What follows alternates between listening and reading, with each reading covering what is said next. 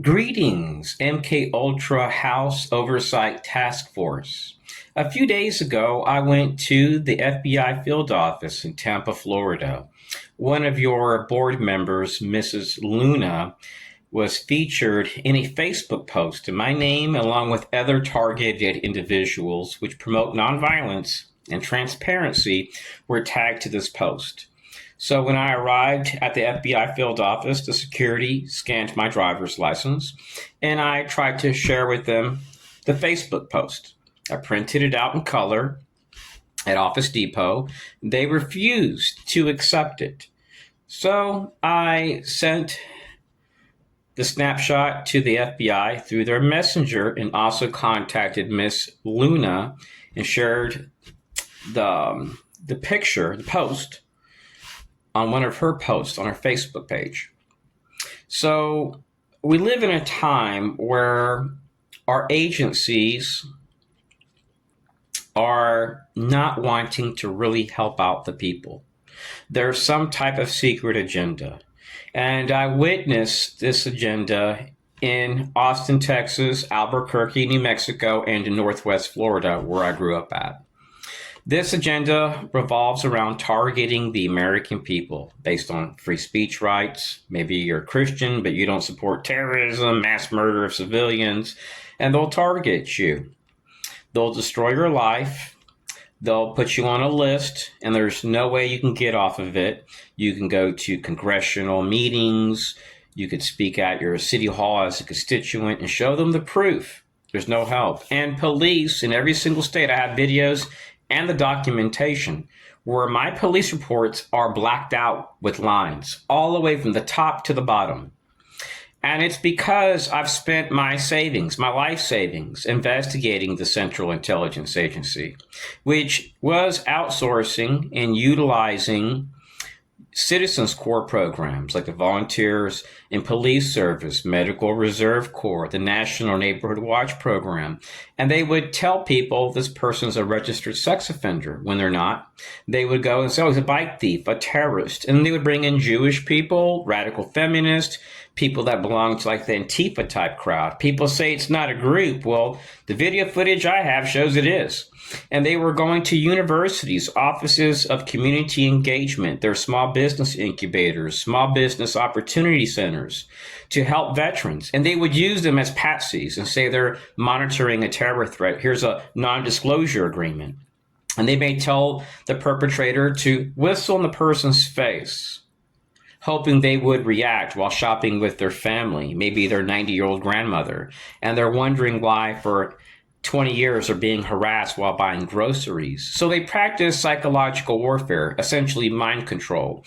It's referred to as neuro-linguistic programming. It requires no type of high-tech devices. Just role players, surveillance workers, maybe some active duty army on the side or special activities division, some Freemasons, American Legion, VFW, and some trusted cops and sheriffs and police chiefs, which are all on the same page, which will turn a blind eye to this if the target goes to police, because in every U.S. state, if any American is harassed by veterans, did you know that law enforcement has to conceal the names? But you know what they're doing nationwide? And I have literally thousands of reports from targets. They're redacting their entire report nationwide.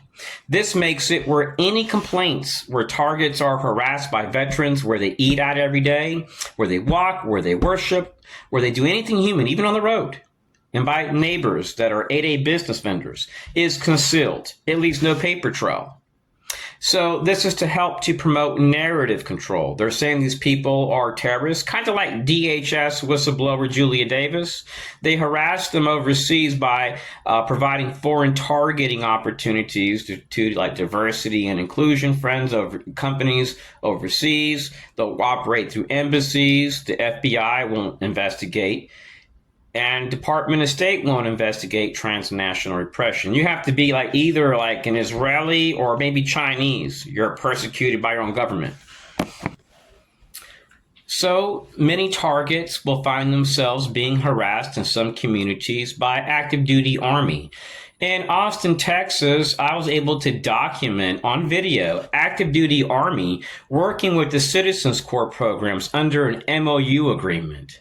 And they'd be told to wear black clothes and follow the target to multiple locations, treating the target as a threat, not as an American or human being, while knowing the entire time the target is going to the fusion center, going to the municipality, going to the police, the sheriff's departments, even asking foreign governments for political asylum. So this movement within the United States is based on domestic terrorism, mass shootings. I've reached out to court subject matter experts, and the reason why I moved here to Florida 7.5 years ago was because I had exhausted all resources. I had went to every agency, FEMA, DHS, so on. No inspector generals write back. They act like they work for these departments versus against them when they're violating people's rights. Fusion centers, a lot of them are corrupt. I mean, let's look at what they've done. Since 9/11, how many terrorism cases have they solved? There's so much secrecy. They're like mini FBI and CIA facilities. They're CIA partners. So we have this same Stasi type crap coming into our society. Now, when you look at the CIA, they say they're our nation's first line of defense. Well, how can you be our nation's first line of defense unless you're doing operations all over the country that surpass the FBI and law enforcement? That means they would have to be outsourcing nearly everything. Their workforce is like 15,000 people. So people within the government are wondering, are these targets crazy? No. They outsource to local veteran groups and they keep it hush hush because they're getting money. It could be a local veteran down the road from your house. He cuts grass and gets his pension. The reason why these people can't even look me in my face is because they've targeted me for so many years. And I've never said a word to them, never harassed or harmed them. So the cops, I'm not saying they're the bad guys. The military's not bad. I'm not trying to promote institutional distrust. But what I am trying to say is that the deep state apparatus conceals these acts. And to me, the deep state apparatus is anything tied to the government, which is bound to national security laws over the Constitution. Because as long as people are bound to national security laws over the Constitution, that means that these people can't uphold our constitutional rights. Maybe the Gang of Four and Gang of Eight, but I seriously doubt they would either.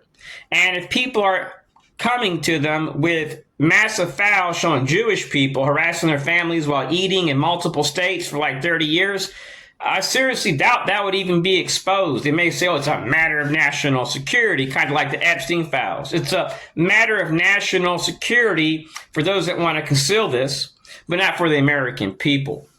Anyways, that's all I have to share.